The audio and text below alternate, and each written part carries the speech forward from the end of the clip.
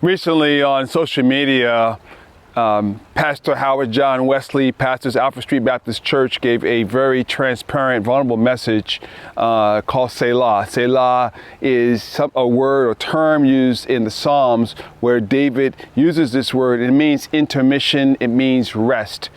And I appreciate his vulnerability and transparency as a pastor, and just saying that he felt tired, weary in ministry, and felt like you can't give out of an empty cup.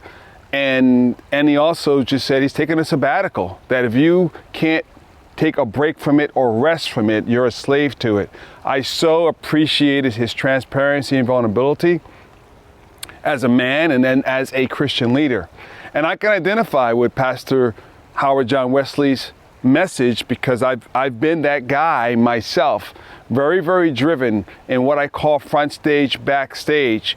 Oftentimes in life, we are affirmed, we are validated, we're given a lot of attention on the front stage because of our performance. We communicated well, or we wrote a nice piece, or we sang a song, we achieved something, or our appearance. And there's a lot of attention and recognition that goes to the front stage. The front stage of your life and my life, that's the public side of who you are and who I am.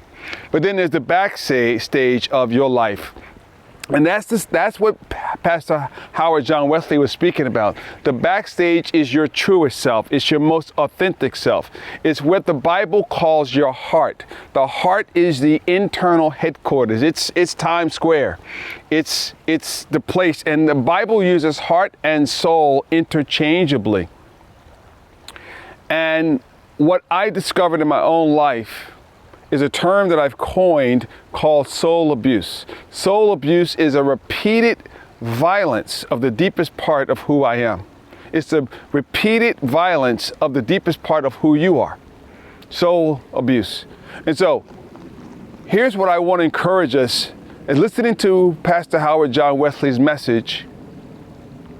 I want to encourage us to be much more intentional about our backstage. We don't get sloppy with the front stage. Achievement, ministry, fruitfulness matters. Growth matters on our front stage. We have to show up there. We have to communicate. We have to teach. We have to speak. We have to sing. And so the front stage of ministry matters. Fruitfulness, evangelism, conferences. But what I want to encourage is this.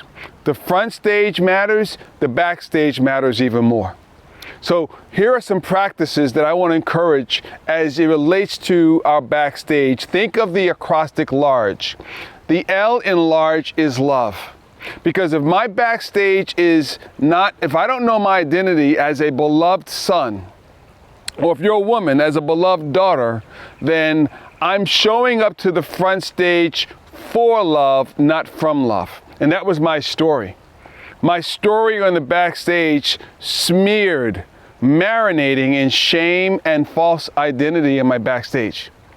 And if your backstage is covered in shame, the thought that you're not enough, you're not good enough, you're not smart enough, you don't communicate well enough, you're not a good enough preacher. I can remember many times communicating or teaching or preaching, longing for the validation.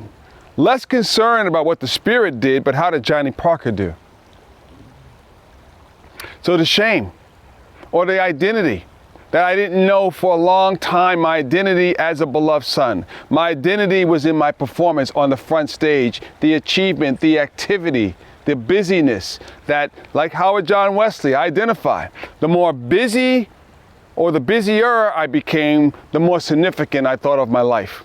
The more that the phone would ring or invitation to come and speak and do something, that I was significant.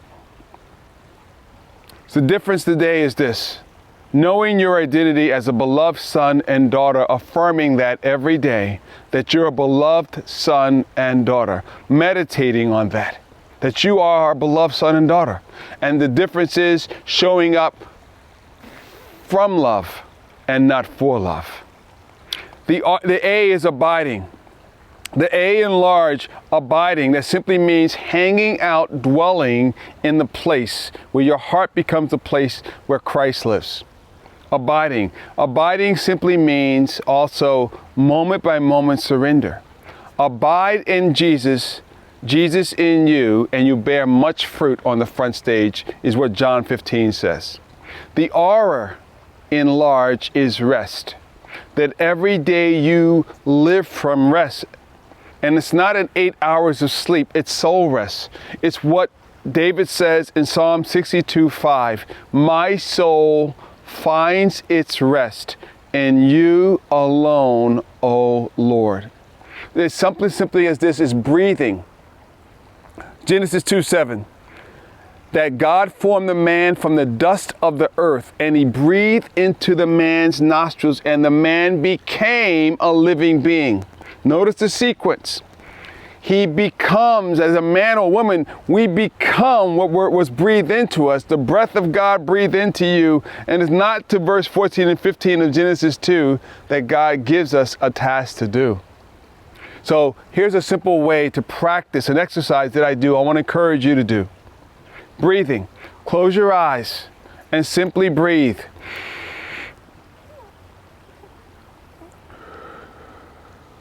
And simply breathe. And in between each breath, meditate on God's word.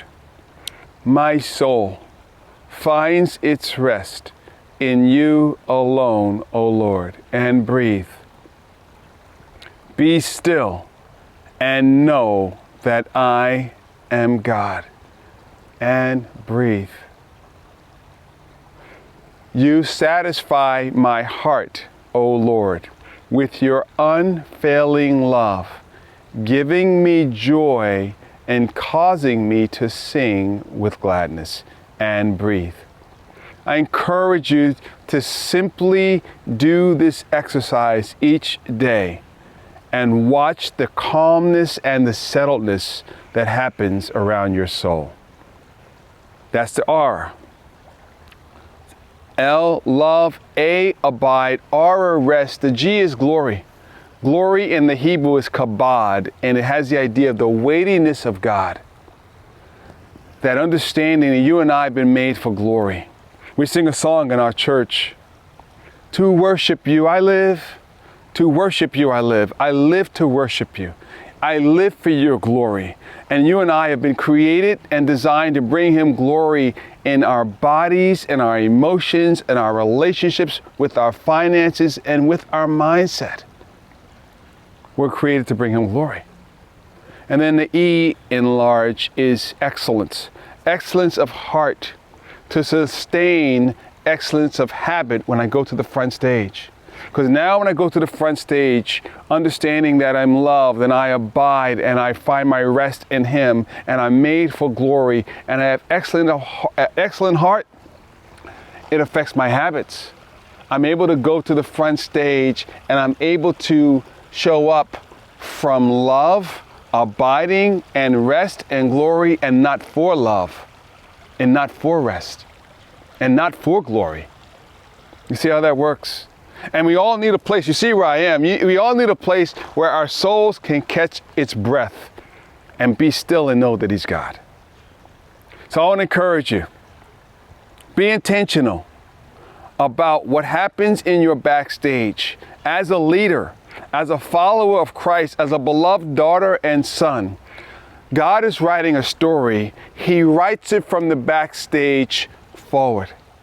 And if you and I are not clear about our backstage story, life and others will write one for us. And you and I don't drift to a great backstage story. It happens intentionally as we surrender our agenda to Jesus as the lover of our soul every day. So life is hard work. Life is hard work. Life is worth the work.